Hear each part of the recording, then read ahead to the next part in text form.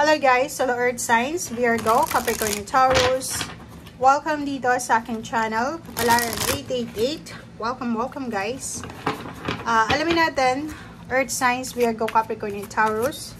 Ano ba ang messages, vibration, gabay energy para sa lahat ng mga Earth Signs. Ito ay general reading guys, so pwede kang makaresonate. Gamitin mo yung intuition sa panonood. Wow! Number 6 and 21. Number 3 and 6, it's a balanced number. Earth signs, sa araw na ito, posibleng meron kang iniisip na strategy. Strategy sa diskarte ba? Okay? May kailangan ka sigurong diskarte para sa trabaho, para sa kontrata, para sa papeles, relationship, or kung ano pa man. So, nakikita natin dito na nag-iisip ka. Or posibleng meron kang especially yung Capricorn. May mga Capricorn dito na nag-iisip kayo ng strategy kung paano nyo ibabalik yung relationship, ibabalik yung tiwala sa inyo. Pero, alam mo itong contract na to, na number 6 na balance, parang ano to manipulation. So, if ever may bala ka, kasi strategy din to manipulation. Ito ay pwedeng makaresonate sa Taurus and Capricorn. Kung may iniisip ka na strategy tungkol sa trabaho mo or tungkol sa relationship mo or pamilya, mag-iingat ka kasi karma to diba? So, if ever man gagawa tayo ng kung ano man na estratehiya sa ngayon, make sure na wala tayong maapektuhan na tao. Walang magsasuffer dahil sa atin. Kailangan mong maging, parang timbangin mo yung sitwasyon. Balance ba? Okay? Kasi pag gumawa tayo ng isang desisyon na may maapektuhan na ibang tao, or mag-strategize tayo tapos apektado yung ibang tao, talagang babalik yan at babalik yan sa atin. Okay? Okay, business venture. Okay, so dito naman sinasabi ng barahan na may mga bagong ideas or new business idea kayo and career opportunity na posibleng maisip sa araw na ito. Siguro yun yung ina-strategize nyo kung paano kayo magsisimula ng business or paano kayo makakakuha ng pera para makapagsimula ng inyong business or ano pa man. Okay, memories. Nakikita ko rin sa'yo dito na marami kang inaalala or naaalala mo yung mga good and bad memories from your parents, grandparents, or yung mga taong wala na dito sa mundong ibabaw.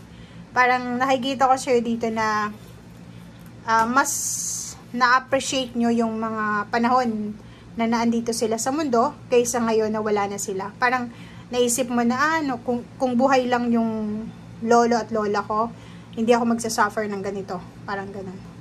So, yun. Go with the flow. Let things happen. Sinasabi ng bara sa'yo dito na wag ka nang bumalik sa nakaraan. Wag ka nang parang balikan pa. Instead, move forward. Okay? Wow. Ay, kita ko kasi dito yung memories Parang black and white siya. 'Di ba? Ganun talagang buhay. Kaya nga, 'di ba, dapat kung sino yung kasama mo sa ngayon, kung sino yung nagmamahal sa iyo, mahalin mo ng doble kasi ang pagsisisi talaga nasa huli yan. Okay. Pagsisisi talaga sa huli. Appreciate small things, small gifts, small efforts, or pagmamahal ng mga lolo, lola, ng parents, ng siblings, ng relatives. Huwag mong i-take for granted 'yon.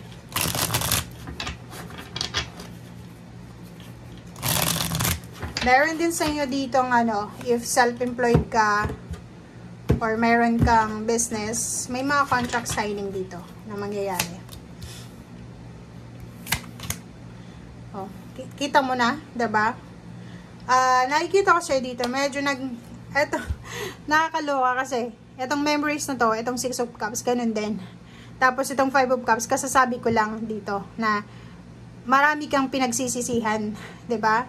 May nakikita tayo ditong nagsisisi sa nakaraan 'Diba? Ang dami nilang pinagsisisihan, mga decision making na failed, mga errors, lalo na sa pera. Marami kayo sigurong nahawakan na pera, pero failed talaga. Nag-fail kayo, so nagsisisi kayo sa ngayon. Decision making sa relationship, sa buhay or pamilya, sa business, sa pag-aaral, sa lugar kung saan kayo titira, or kung ano pa man, nakikita ko sir dito na sobra kang nagsisisi. Okay? And 6 of Pentacles, yun na nga. 6 of Cups, 6 of Pentacles.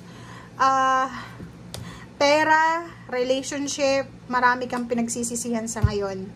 Parang nakikita ko yung sarili mo na ang dami-dami mong nahawakan na pagkakataon, opportunities, pera, relationship sa past, and tinake for granted mo siya. Tapos ngayon mo naaalala na, or ngayon mo ma-realize, ma-appreciate yung mga nawala na to sa'yo. Okay? Okay. So, nakikita natin dito guys na may paparating na trabaho sa'yo, or pwedeng may approaching na pagkakataon or oportunidad na pwedeng i-offer sa'yo ang universe, na kailangan mo dito ng sobra-sobrang sipag, tiyaga, or kung ano man itong i-offer sa'yo ng universe or ng ating Panginoon, ng iyong spiritual helpers, kailangan mo dito ng sobra-sobrang effort. Okay? So, ibig sabihin, kung nagsisisi ka, like, may trabaho ka dati, tapos sinik for granted mo, absent ka ng absent, na lay off ka, na terminate ka, ngayon, sinasabi ng baraha, kailangan mong bantayan, okay? Kailangan mong i-correct yung mga mistakes mo from your past. Kailangan mong pahalagahan kung ano man ito na meron ka sa ngayon or darating sa'yo sa ngayon. Wheel of Fortune and 3 of Pentacles, ang ganda. Kasi maraming magbabago sa buhay mo, lalo na sa usaping pera. Itong Wheel of Fortune na to, may chances or may pagkakataon ka na mabago yung takbo ng iyong financial, emotional, or mga strategy sa buhay mo. It's either may pagkakataon kang magnegosyo, may pagkakataon kang makipag-collaborate, may pagkakataon kang magkaroon ng connection or partnership, collaboration sa taong pwedeng makatulong sa'yo para umangat sa buhay. And sinasabi ng baraha sa'yo dito na yung emotional success, yung happiness mo, nakadepende sa kung ano yung strategy mo sa ngayon. Okay? So, ibig sabihin yan, may mga nagawa ka sa past mo na huwag mo nang uulitin sa ngayon. Ikaw lang yung makakaalam nito. Kasi, meron kang mga decision making from your past na naging sanhi ng pagkasira ng relationship, ng diskarte mo sa buhay, or ng trabaho, or ng kung ano pa man. So, sa ngayon, kailangan mo maging matalino. Kailangan mo maging wise. Kailangan matutunan yung pagkakamali mo sa past. And, huwag mong kontrolin yung sitwasyon. Yun lang yung pinaka advice sa'yo ng baraha. Okay? Thank you guys. Bye!